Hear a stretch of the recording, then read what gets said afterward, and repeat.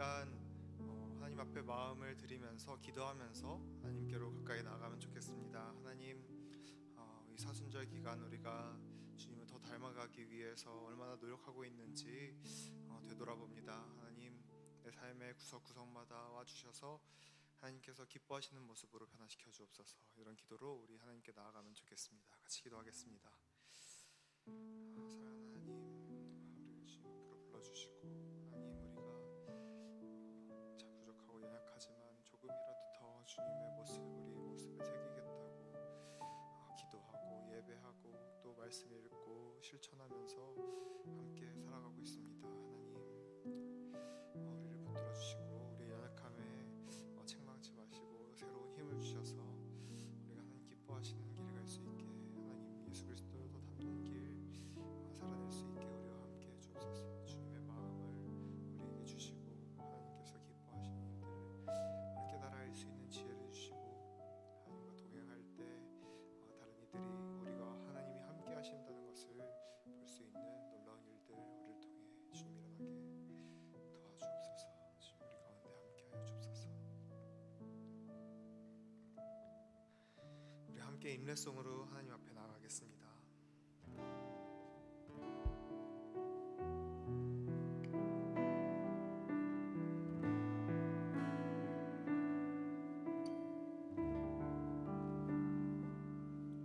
이제 우리 여기 이렇게 모여 있으니 이제 우리 여기 이렇게 모여 있으니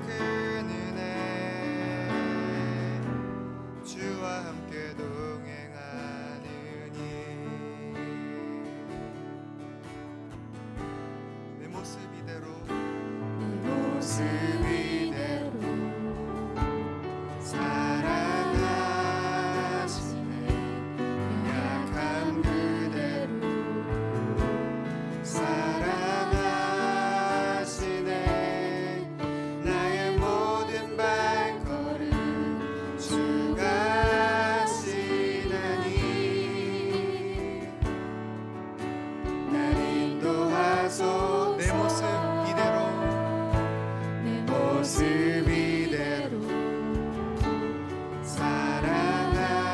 사랑하시네 연약한 그대로 사랑하시네 나의 모든 발걸음 주가 하시나니 날 인도하소서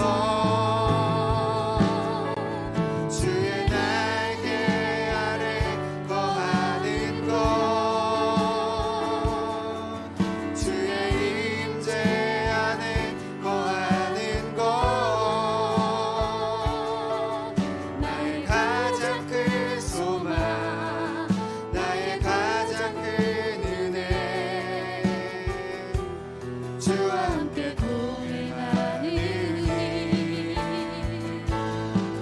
주의 날개 아래 거하는 것 주의 임재 안에 거하는 것 나의 가장 큰 소망 나의 가장 큰 은혜 주와 함께 동행하는 길 처음부터 다시 한번 찬양하겠습니다. 내 모습 이대로 내 모습 이대로 사랑하시네 연약한 그대로 사랑하시네 나의 모든 발걸음 주가 하시나니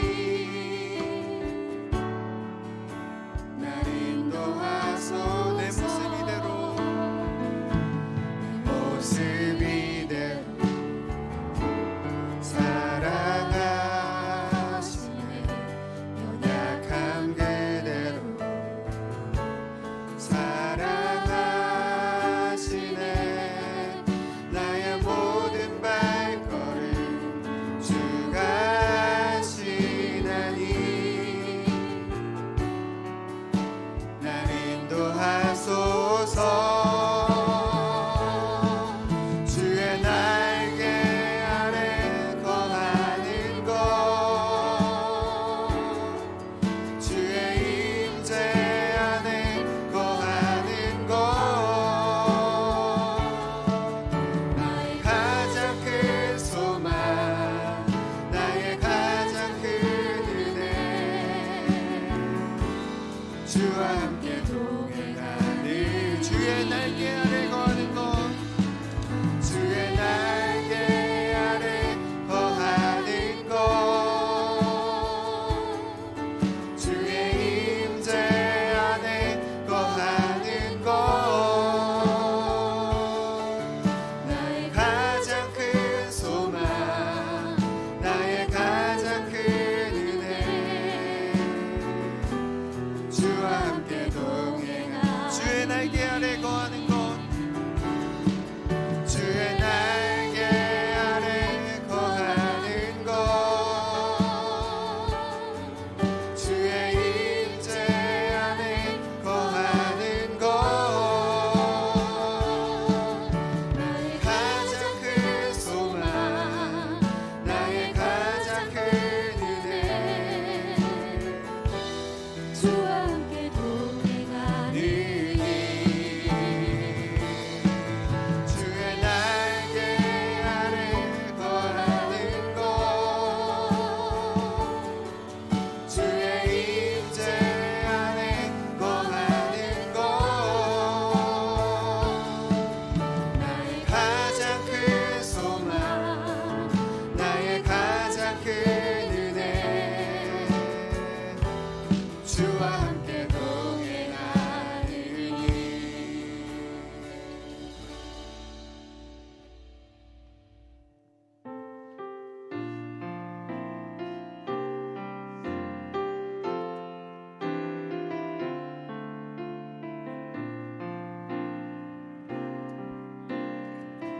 이곳에 생명샘 솟아나 이곳에 생명샘 솟아나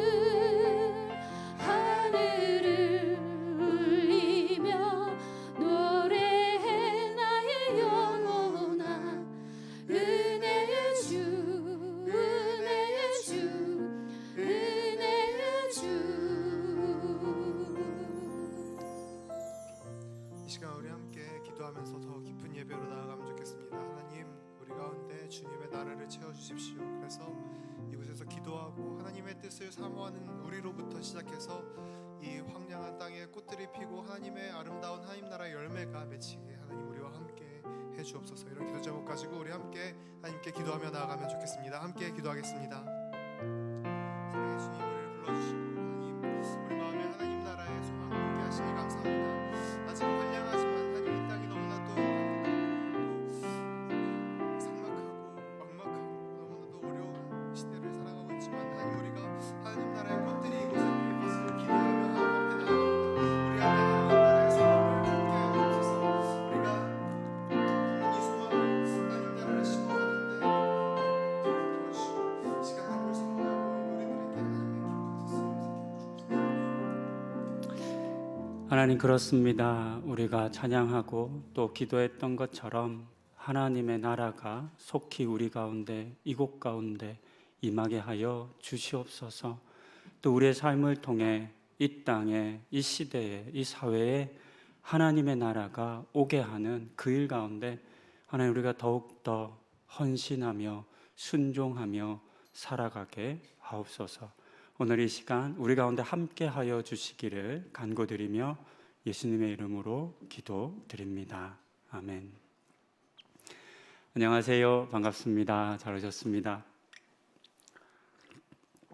2주 전 수요 사경에 설교를 하면서 제가 본문을 안 읽었더라고요.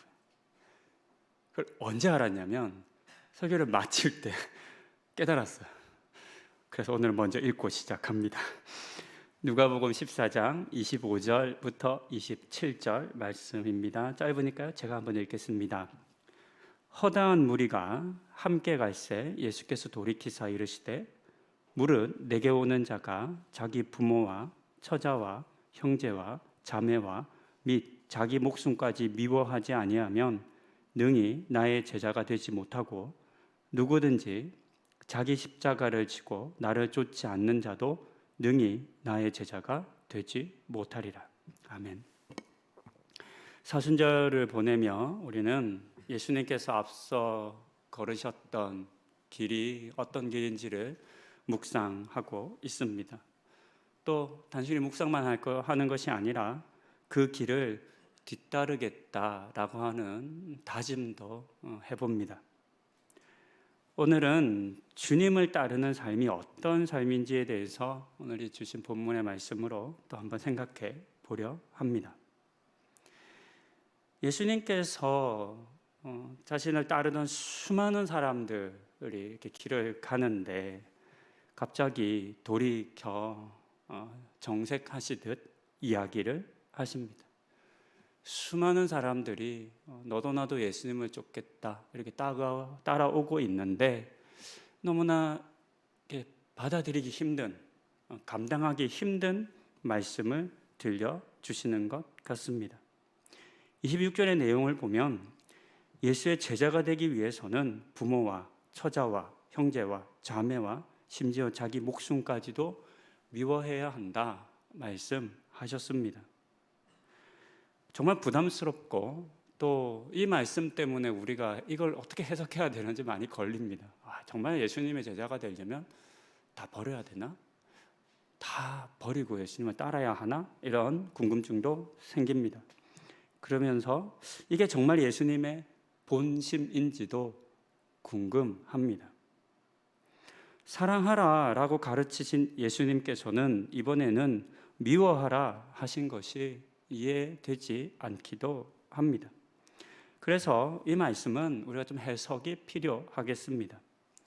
예전 꽤 오래전에도 이 본문으로 한번 말씀을 전했는데요. 저는 이제 이렇게 해석을 했습니다.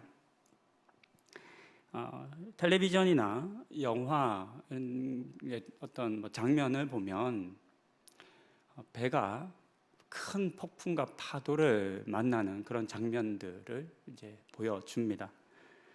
많은 짐을 싣고 가던 배들이 거친 파도를 만나면 여러분 다 아시는 것처럼 그 배 안에 있던 짐들을 바다에 던집니다.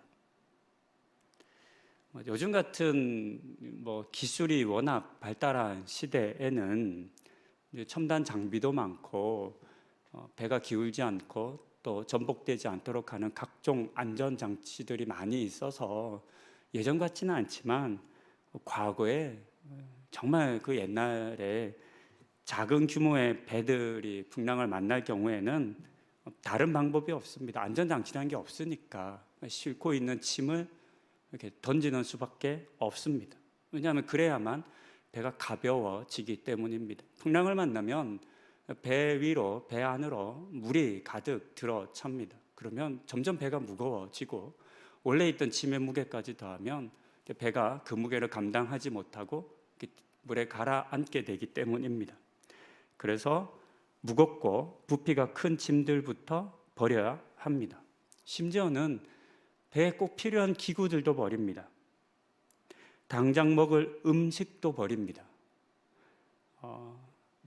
그거 아끼다가 전복돼서 죽는 것보다 차라리 그걸 버리고서 어떻게든 배가 뒤집히지 않고 살아남으면 그만큼 살아남을 가능성이 더 크기 때문입니다.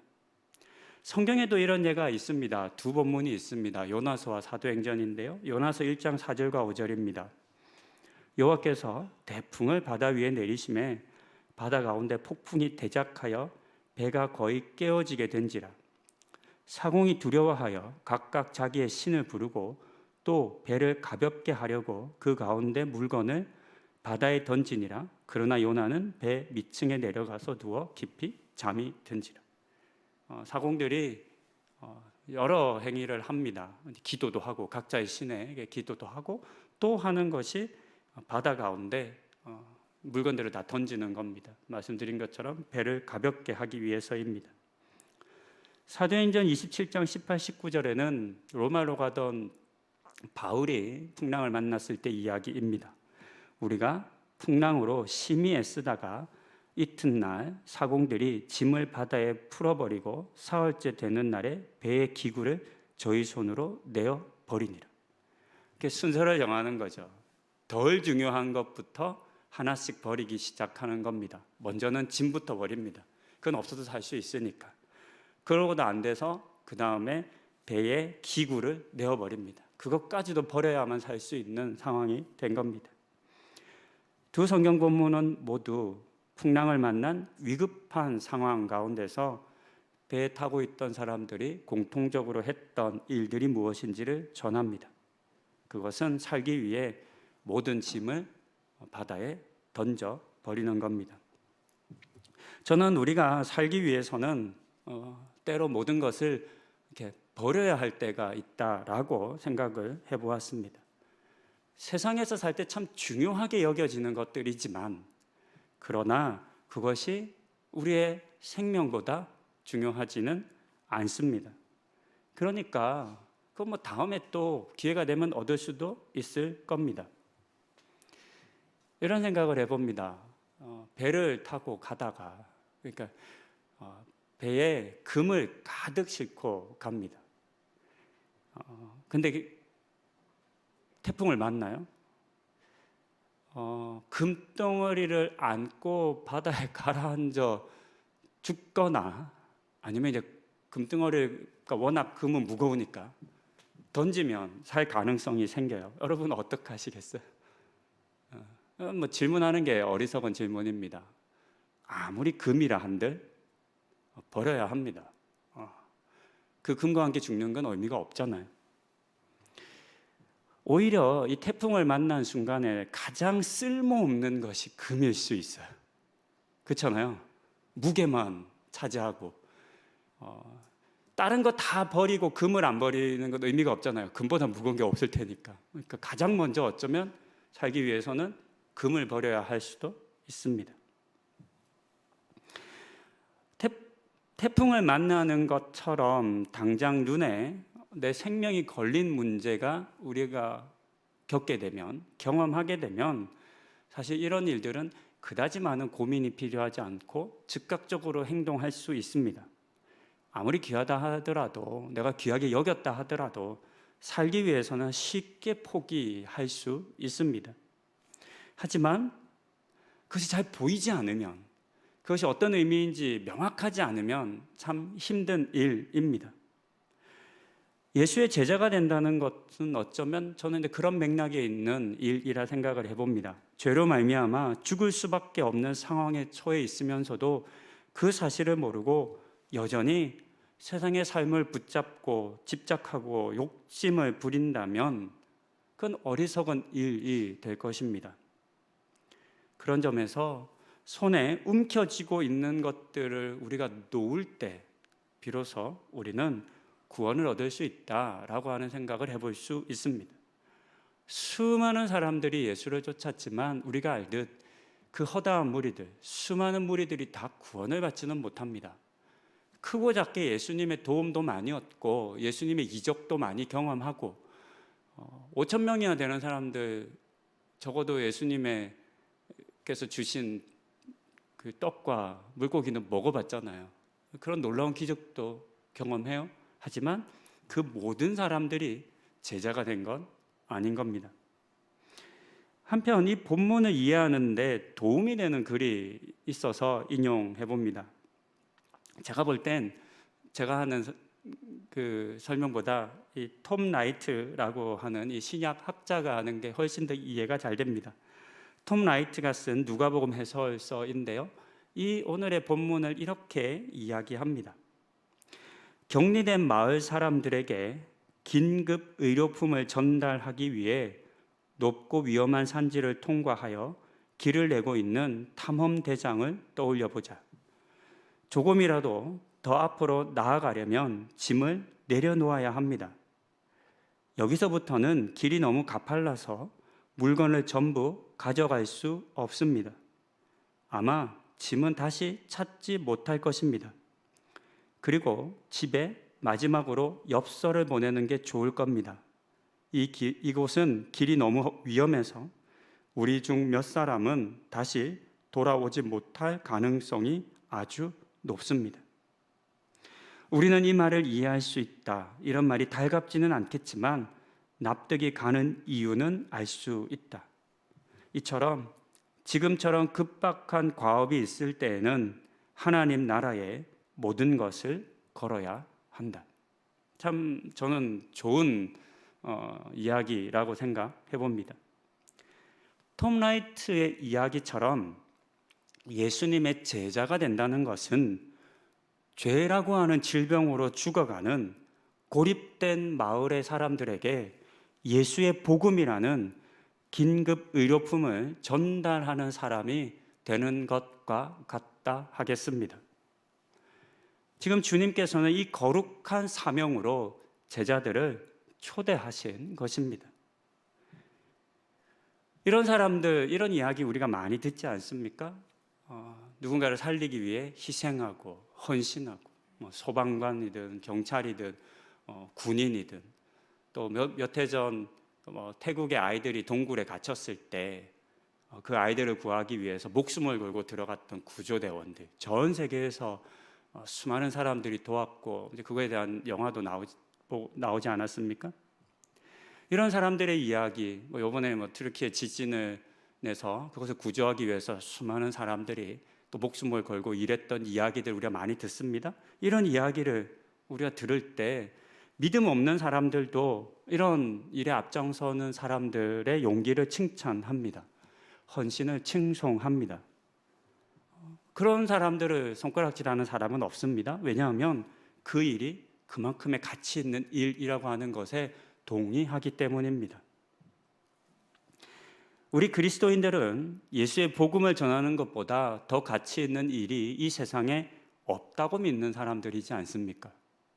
예수의 복음보다 더 중요한 가치가 우리에게 없어야 하지 않겠습니까? 다른 어떤 것도 예수의 복음보다 앞설 수는 없습니다. 왜냐하면 그것만이 나를 비롯해 내가 사랑하는 이들, 가족들을 비롯해 세상의 모든 죽어가는 사람들을 살릴 수 있는 유일한 길이기 때문입니다. 그래서 우리는 이 복음을 위해 사는 사람, 즉 제자 되는 것을 뒤로 미룰 수 없는 것입니다. 오늘의 성경 본문은 수많은 사람들이 예수님을 따랐다라고 우리에게 들려줍니다. 많은 사람들이 예수님을 쫓았습니다. 어떤 이들은 배고픔을 해결하기 위해서, 어떤 이들은 육체적인 질병을 고치기 위해서, 또 어떤 이들은 로마의 압제로부터 해방을 위해서 예수님을 따랐습니다. 하지만 이렇게 예수님을 따랐던 모든 사람들이 이 땅에서 예수님께서 감당하셔야 하는 그 사역에 동참했던 것은 아니었습니다. 수많은 무리가 예수님을 따랐지만 모두가 예수님의 사역을 감당할 준비가 된 것은 아니었습니다. 그래서 예수님께서는 자신을 따르는 그 수많은 무리들을 향해서 무리에서 제자가 되라 라고 지금 초청하고 있습니다. 예수를 믿는다 말하고 예수를 따른다고 말한다고 해서 우리가 전부 예수님의 제자가 되는 것은 아니겠습니다. 생명 대신 예수님을 붙잡기 위해 내가 가진 것을 버리고 포기할 수 없다면 우리가 진정 예수님의 제자가 될 수 있는지를 반문해 보아야 합니다. 부모, 처자, 형제, 자매 및 자기 목숨까지도 미워해야 한다라고 하는 이 말을 우리가 문자적으로 이해하지 않도록 주의해야 하겠습니다. 문자적으로 그냥 딱 문맥대로 나 이제 미워할래 이런 의미가 아니지 않습니까? 사랑의 반대로서의 미워함을 말하는 것이 아니라 사랑하지만 너무 귀한 존재들이지만 더 큰 사명을 위해 참된 유익을 위해 우선순위를 뒤로 미룰 줄 알아야 한다라고 지금 예수님께서 제자들을 도전하고 있습니다. 마태복음 13장 44절을 보면 이제 천국 비유 가운데 어떤 사람이 천국을 소유할 수 있는지에 대한 이런 이야기를 들려줍니다. 천국은 마치 밭에 감추인 보화와 같으니 사람이 이를 발견한 후 숨겨두고 기뻐하여 돌아가서 자기의 소유를 다 팔아 그 밭을 샀느니라. 우리가 너무 잘 아는 말씀입니다. 더 귀한 것을 발견한 사람, 더 큰 가치를 알게 된 사람이 취해야 할 지혜로운 삶의 모습입니다. 더 큰 가치가 있기 때문에 그것을 얻기 위해서 지금 자기가 가지고 있는 것들을 내어놓을 수 있는 것, 그것을 결정할 수 있는 것이 천국을 소유할 수 있는 유일한 방법입니다. 지금 내가 가지고 있는 것을 그대로 가지고 있으면서 천국도 누리겠다라고 하는 건 불가능한 일이겠습니다. 우리에게도 더 귀한 것을 얻기 위해 가진 소유를 비롯해 모든 것을 내어놓을 줄 아는 용기가 필요하리라 생각해 봅니다. 이것은 또한 예수님께서 제자들에게 들려주신 말씀이기도 한데 사실 예수님께서 이렇게 말씀하실 수 있었던 이유는 예수님 자신이 그런 삶을 사셨기 때문입니다. 우리가 알듯 예수님께서는 하늘 보좌를 버리시고 이 땅에 사람이 되어 오셨습니다.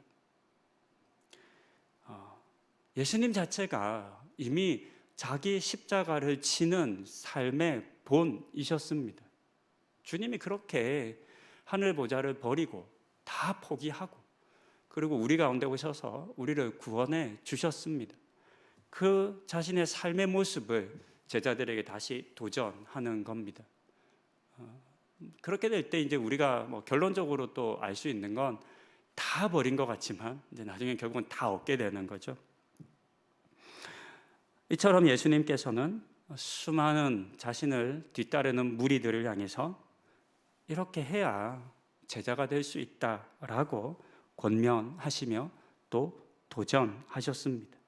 이 예수님의 도전에 우리가 부자 청년처럼 심히 근심하지 않아야 할 것 같습니다. 갈등하고 고민하는 것이 아니라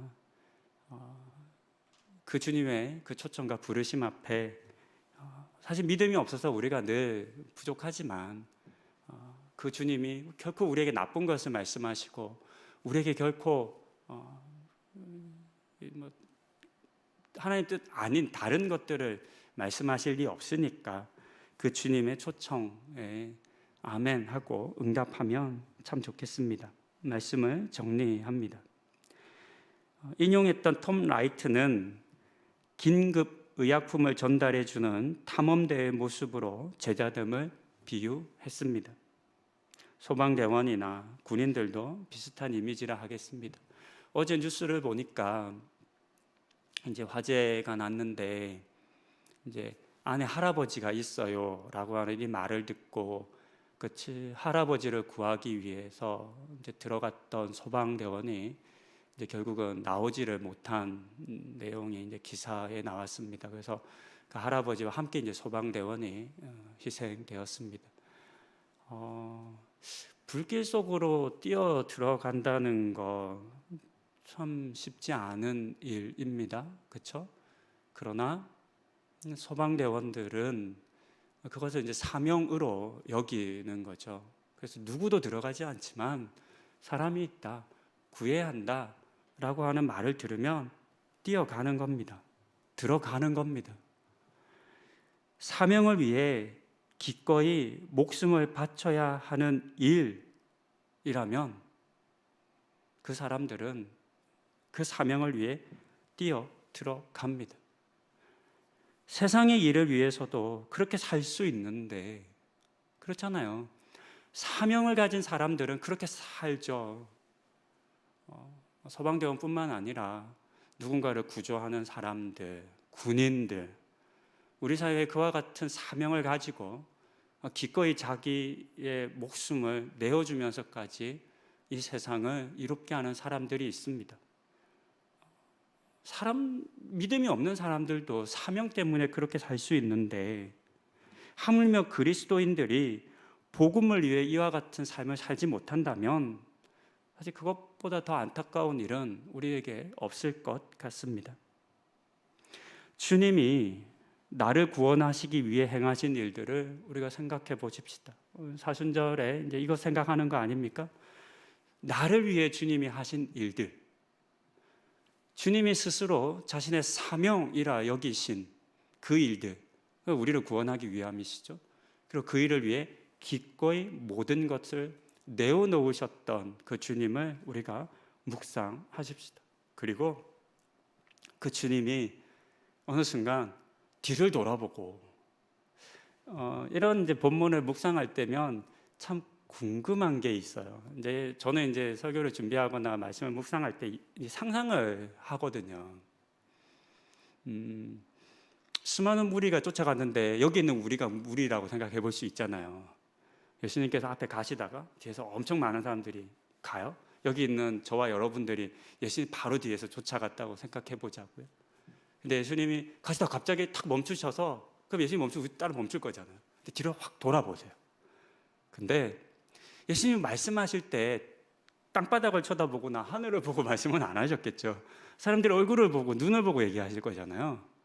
근데 예수님이 여러분의 눈을 보고 얘기하신다고 생각해 보세요. 이 말씀. 딱 여러분의 눈을 그대로 응시하고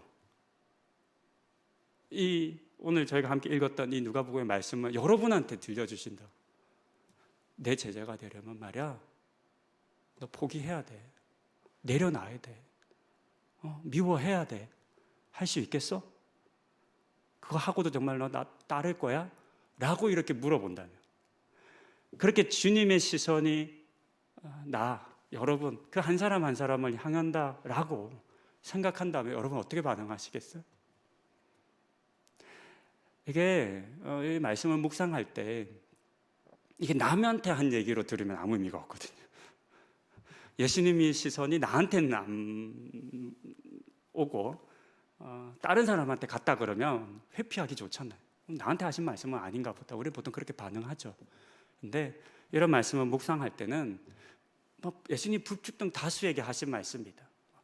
지금 아닌 그 2000년 더 전에 그 이스라엘 사람들한테 한 얘기다. 이렇게 묵상하는 게 아닌 거죠. 예수님을 따른다고 이 자리에 와 있고 예수님을 쫓는다고 이 자리에 와 있는 나라고 하는 이 한 사람 나에게 예수님이 갑자기 가시던 길을 멈춰 돌이키사 내 눈을 보시면서 여러분의 눈을 보시면서 이 얘기를 하시는 거죠. 그때 여러분들 뭐라고 대답하시겠습니까? 뭐라고 반응하시겠습니까? 예수님과 함께 예수님 가신 그 길, 그 사명의 길 같이 걷고 싶습니다. 근데 주님, 제가 많이 부족한 거 아시잖아요.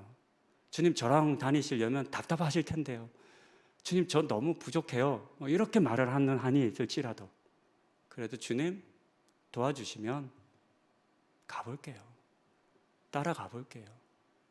계속 가르쳐 주시고 혼도 내주시고 또 이끌어 주세요. 그럼 제가 한번 가볼게요.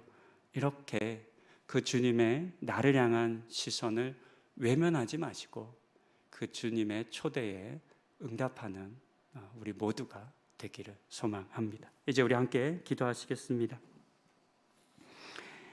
부모도 처자식도 가족도 미워해야 한다 하신 예수님의 말씀을 우리가 오해하지 않아야 하겠습니다. 정말로 미워하라는 뜻이 아니라 사명을 더 소중히 붙잡아야 한다, 여겨야 한다라는 가르침이었습니다. 오늘 여러분들에게는 이렇게 붙잡아야 할 복음의 사명이 있으십니까? 그런 부담감을 느끼고 있으십니까? 어떤 복음에 대한 부담이 없다면 어쩌면 우리는 아직 예수님의 제자가 아니라 예수님을 따르기만 하는 무리일 수도 있을 것 같습니다. 이 시간 기도하실 때 사명 붙잡고 사명 향해 달려가는 삶 살겠다 다짐하고 또 결단하시는 기도를 우리가 함께 드리십시다. 함께 기도하시겠습니다. 주님, 돌이켜 내 눈을 보시고 영아, 부모와 처자와 형제와 자매와 심지어는 내 목숨까지도 미워해야 된다. 내 제자가 되려면 목숨까지도 미워해야 된다 라고 말씀하시는 그 주님의 음성을 듣게 하시고 그때에 주저하거나 근심하거나 도망하지 않게 하여 주시옵소서. 저를 사명을 감당할 자로 부르시는 그 부르심의 은혜가 크다는 것을 깨닫게 하여 주시고 하나님, 참으로 그 부르심 앞에 순종케 하여 주시옵소서. 주님, 우리가 그저 수많은 무리에 머물지 않기를 원합니다. 그냥 떡을 먹고 나음 받고 이것저것 우리의 필요를 아뢰며 그것을 얻어내는 그것을 위해서 그냥 아무 생각 없이 아무런 헌신 없이 그저 주님을 따르기만 하는 그런 무리가 되지 않게 하여 주시고 참으로 우리가 주님의 그 사명에 참여하는 자로 이 시대와 사회 가운데 여전히 복음이라고 하는 그 약품을, 그 긴급 의료품을 죄로 말미암아 죽어가는 사람들에게 전해주기 위한 그런 사명을 가진 자로 살아가게 하여 주시옵소서. 주님, 우리에게 사명을 일깨워 주시옵소서. 주님, 우리 가운데 그 사명을 새롭게 하여 주시옵소서. 더욱더 주님의 그 사명을 붙잡는 우리 성도님들 다 되는 은혜를 허락하여 주시옵소서.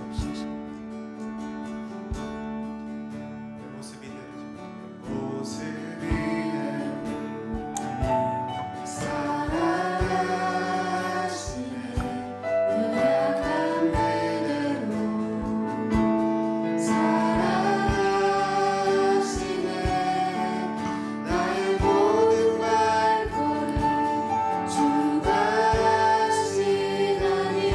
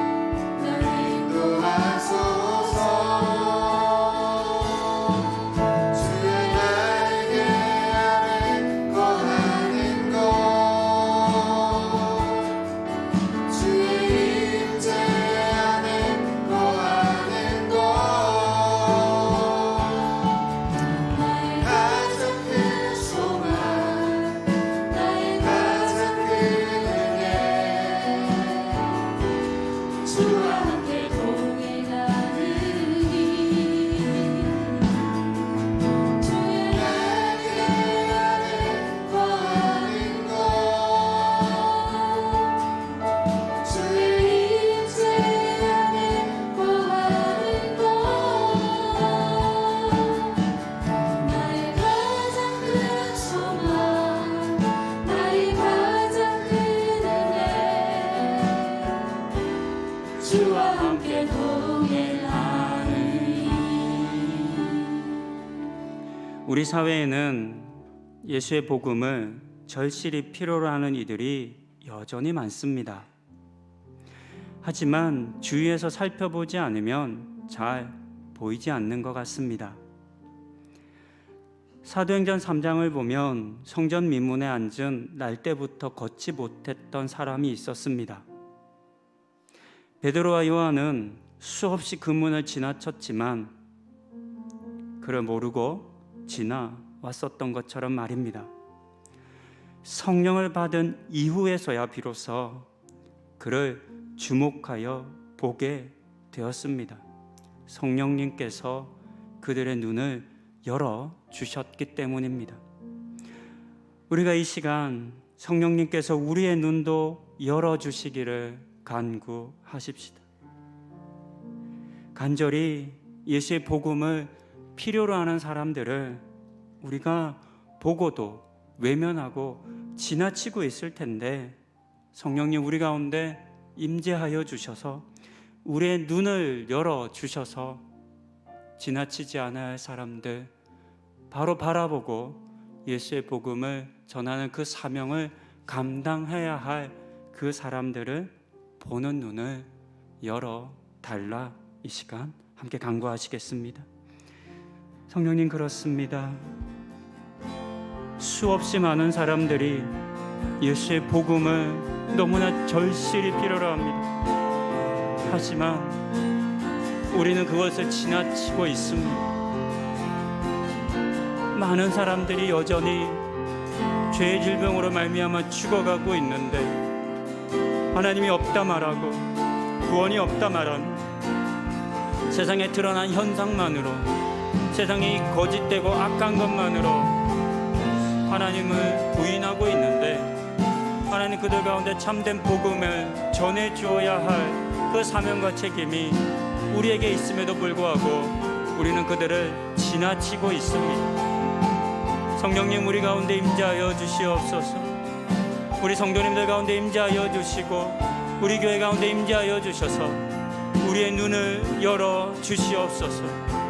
수없이 성전 미문을 드나들며 하루에도 3번 이상 기도했던 베드로와 요한조차도 보지 못했던 무시했던 그의 죽어감을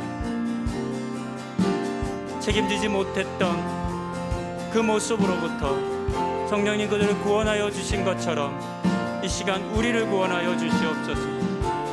우리의 눈을 열어주시고 주님 여전히 주의 복음을 필요하는 사람들을 바라보게 하여 주시옵소서. 아멘. 우리의 눈을 열어주시옵소서. 우리의 눈을 열어주시옵소서. 우리의 눈을 열어주시옵소서. 주님 우리의 눈을 열어주시옵소서.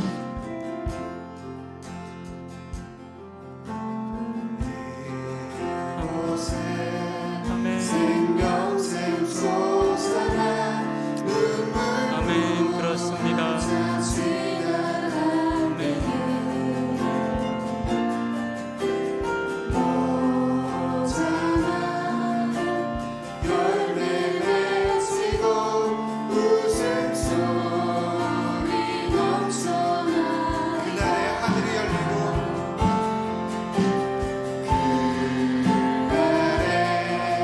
하늘이 열리고 모든 이가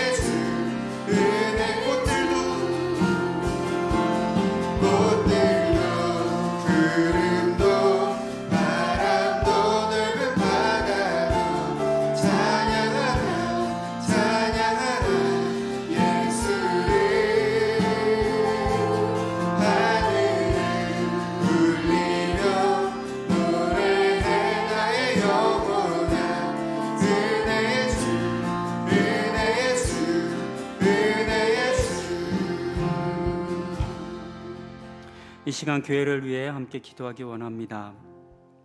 청소년부의 사역자와 주일날 미디어실을 섬겨주실 간사님을 아직 우리가 구하지 못하고 있습니다. 이로 인해 적지 않은 어려움을 겪고 있는데요. 속히 좋은 청소년부 사역자와 또 미디어 간사님 주시기를 위해 함께 기도해 주시기를 부탁드립니다. 그리고 이번 주에 액티브 크리스천 우리 성도님들과 함께하는 공부가 시작되었습니다. 이 과정을 통해서 복음을, 신앙을 바로 알아가고 또 자라갈 수 있도록 하나님 모든 과정에 은혜 주시기를 간구하면 좋겠습니다. 마지막으로 우리가 사순절 함께 마태복음 말씀 통독하고 또 아침 예배 듣고 탄소금식 실천하고 있습니다. 우리 성도님들께서 더 많은 분들이 자발적으로 참여하고 그 속에서 하나님을 만나는 은혜가 있게 해달라.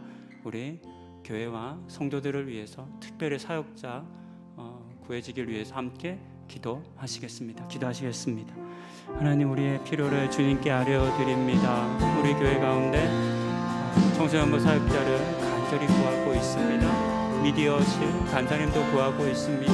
하나님 은혜 더하여 주셔서 속히 하나님의 믿음을 좋은 사역자, 우리 청소년을 사랑하는 사역자 구하여 주실 수 있도록 은혜 더하여 주시고 하나님 준비시켜 주시고 또 우리와 함께 만날 수 있는 은혜를 허락하여 주시기를 원합니다. 하나님 미디어실에도 좋은 간사님이 필요합니다. 우리 사역자들이 더욱더 말씀 사역과 성경의 섬기는 사역에 집중할 수 있도록 하나님 도우시고 은혜 더하여 주시사 그 일에 감당할 수 있는 복을 허락하여 주시옵소서. 사실의 은혜가 크신 하나님, 그 놀라운 은혜가 우리 가운데 임하게 하여 주시고 그 놀라운 복음으로 우리를 채워주시고 그렇게 하나님 우리 가운데 함께하여 주시기를 원하오니 우리 성도님들 가운데 함께하여 주시고 우리 성도들 더욱더 말씀을 깊이 배우고 알아가게 하여 주시고 또 우리 도와주셔서 우리 모든 성도님들이 사순절 기간 동안 하나님의 은혜를 풍성히 누릴 수 있도록 하나님 인도하여 주시옵소서. 이렇게 우리 가운데 함께하여 주시기를 간구합니다.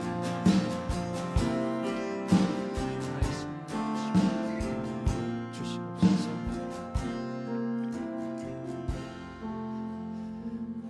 죄와 죽음의 질병으로 고통하고 있는 많은 사람들이 있음에도 하나님, 우리가 그들을 바라보지 못하고 있습니다.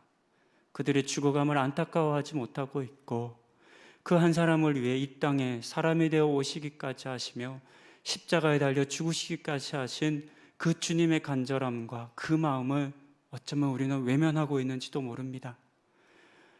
먹을 것을 구하기 위해서, 나의 필요를 채우기 위해서 마치 주님을 이용하듯 그렇게 주님을 따르고 있는 것은 아닌지, 그렇게 주님을 쫓고 있는 것은 아닌지 돌아보게 하여 주시고 돌이켜 우리 한 사람 한 사람의 눈을 바라보시며 내 제자가 되어달라고, 나의 사명을 함께 감당하여 달라 말씀하시고 우리를 초대하시고 초청하시는 그 주님의 부르심 앞에 예 주님 부족하겠지만 함께 하겠습니다 라고 고백하고 주님 가신 길을 따르기로 이 시간 다짐하는 이 자리에 있는 우리 모든 성도들 위해, 우리 노보다 하늘교회 위해 우리 주 예수 그리스도의 구원하시는 은혜와 아버지 하나님의 풍성하신 사랑과 성령님의 위로하시고 힘주심이 이제로부터 영원토록 함께 하시기를 간절히 축원하옵나이다. 아멘.